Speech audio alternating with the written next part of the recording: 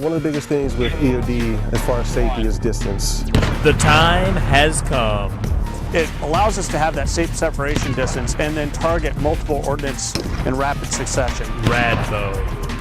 RADBO will not only enhance warfighter safety, but it will also decrease the time it takes to recover air bases after an enemy attack. It's going to be a huge game changer for us so that we can get our airmen and our aircraft back in the fight. RADBO stands for Recovery of Airbases Denied by Ordnance.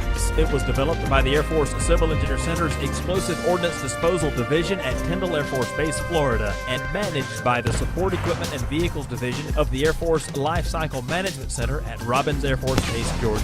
RADBO really is a culmination of a lot of years of hard work from many organizations and people. RADBO is the first Department of Defense ground-based laser system being placed into production. RADBO is a warfighter-centered, life-saving solution that meets an Air Force requirement for standoff, unexploded explosive ordnance neutralization and removal. And that way we can keep the EOD personnel and our other repair crews away from the ordnance and keep them out of harm's way. The RADBO solution is mounted on a mine-resistant, ambush-protected, or MRAP vehicle. From within the safety of the MRAP, up to 300 meters, that's more than 3 football field lengths, away from danger, EOD specialists navigate a 3-kilowatt Zeus 3 laser and camera mounted on a robotic arm. With this new technology, they can rapidly clear multiple unexploded explosive ordnance from airfields, which is part of the Air Force Civil Engineer Center's Rapid Airfield Damage Recovery, or RADAR, mission. Normally this is a very time-consuming process. This can drop that down to hours, potentially minutes. It's definitely going to keep our airmen a lot safer. They're not going to have to do blow and go, walk into the airfield. So they're just taking us